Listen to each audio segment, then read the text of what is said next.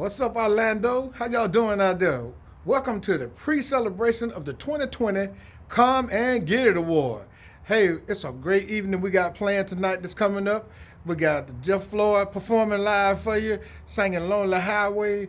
We got the Special Formula Band. They're going to be doing a tribute to Earth, Wind, and Fire. But right now, on the red carpet for this year, 2020 Come and Get It Award is Coach Rickie Weeks. How you doing, Coach? Hey, Jimmy, how are you? Man, just awesome, man. Look, we want to thank you, man, for taking the time out of your busy schedule to come down and spend a moment with us here on the red carpet for the pre-celebration, man, because it's always a great pleasure to have famous peoples on the carpet. You know what I mean? Oh, well, I'm somewhat famous. Somewhat. Because I got to give the credit to my kids. Oh, that's what I'm talking about. I was always a parent. All right, that's what I'm talking but about. At the same time, thank God for my daughter. She's now women's track coach at Xavier University in New Orleans. That's what I'm talking about. She's also looking for talent here in the Orlando area too. So, heads up, track stars out there in Orlando. Yeah. And then my oldest son, Rickie Weeks. Rickie Weeks Jr. Junior. Yes. He was targeted the best baseball player in the United States. Played at Southern University. Coach Roger Kadar was his coach. He was the #1 draft pick in Major League Baseball. Okay, so tell me about Jamal, bro. What's up with him? And then the youngest one, Jamal. Yeah, Jamal. I'm gonna get it right, Coach. Go ahead. You got it. Go ahead. Tell me about. He went to the University of Miami. He was also a first-round pick by the Oakland A's and played as a Rookie of the Year candidate in Oakland, and then my oldest son, Rickie, became an all-star in Major League Baseball. That's what I'm talking about. Listen at this, though, Coach. You know. I remember you being all-stars right out here at Grand Avenue Park in the whole Heights community, downtown Orlando, with those kids, man. What was that? What was the drive behind you doing that? I think, it was all about the kids, because I was all about my kids, and then I felt, there's kids that don't have that support, and I gave my kids 100, So I said, the kids down here, the ones that don't have support, I want to go to an area where I can express my parenthood that I had in my house to kids that were less likely to have it. So I came down here to the Parramore area.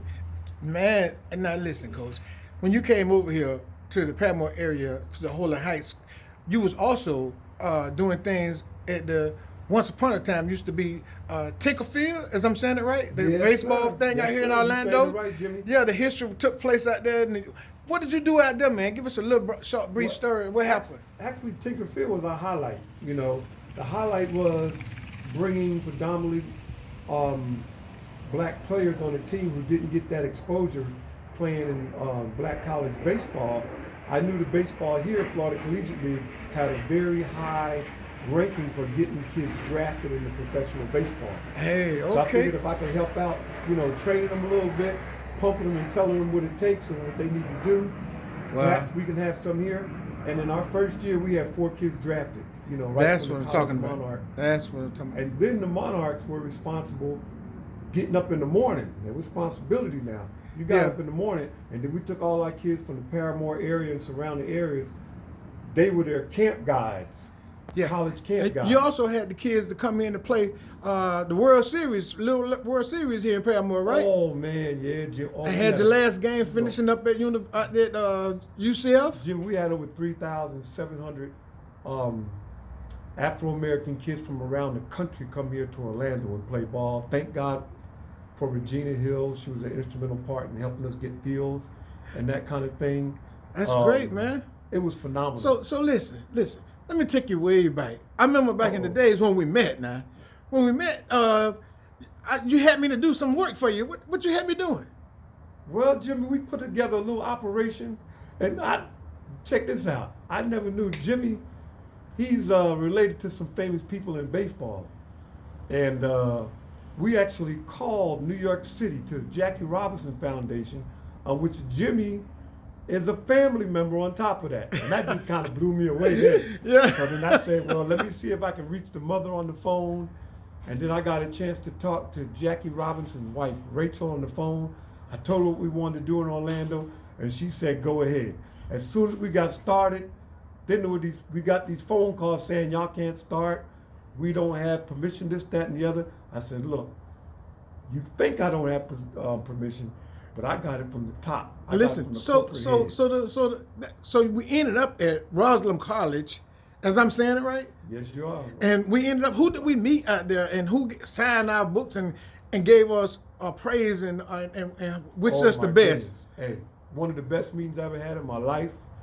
It was Jackie Robinson's daughter, and her name is slipping my tongue at the moment, but nevertheless, she had written a book called Breaking Barriers. Yes. So we got a chance to talk about that book and how we were going to use it in our next summer camp down here in the Parramore area.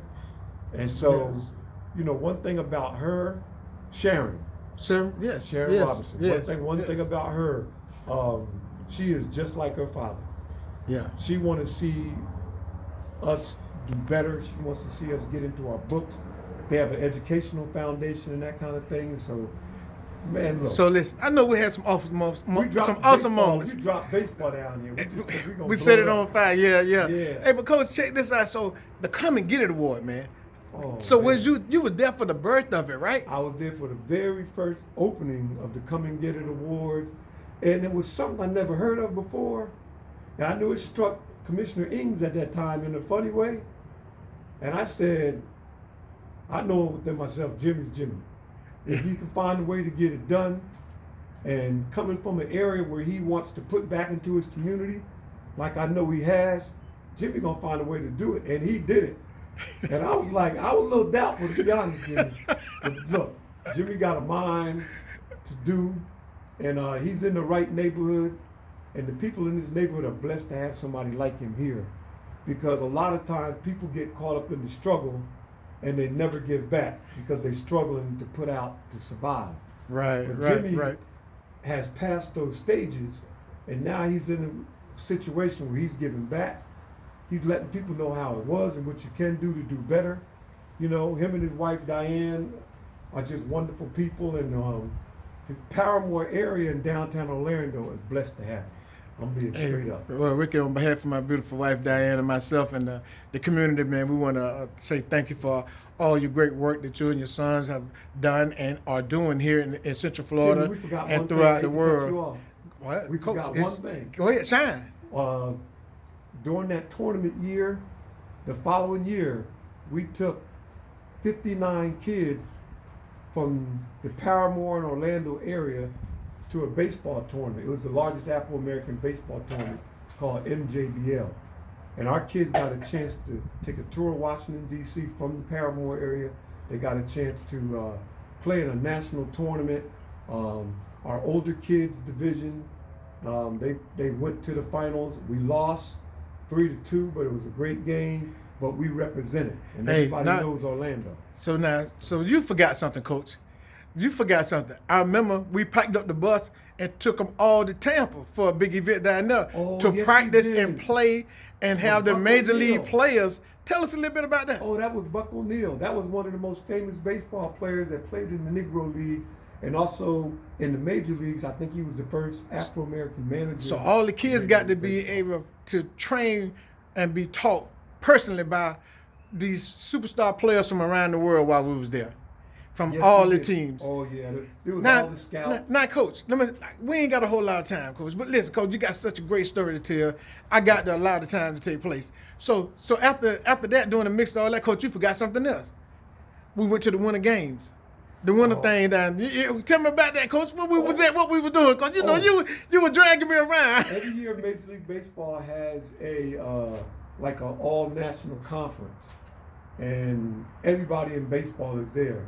And so, Jimmy and I were putting together a small group called the Jackie Robinson baseball group, having getting permission from his great auntie in a sense. But nevertheless, we did get that permission. We did get a chance to go to the Major League Baseball National Conference here that was held in Orlando at the Swan Hotel, and we got a chance to meet a lot of great people, a lot of great Major League Baseball people, and we just had a blast seeing all the baseball right here in Orlando. Hey, so ladies and gentlemen, we're gonna have to close this up, but I do want to make confirmation on Coach Weeks saying about Sharon Robinson.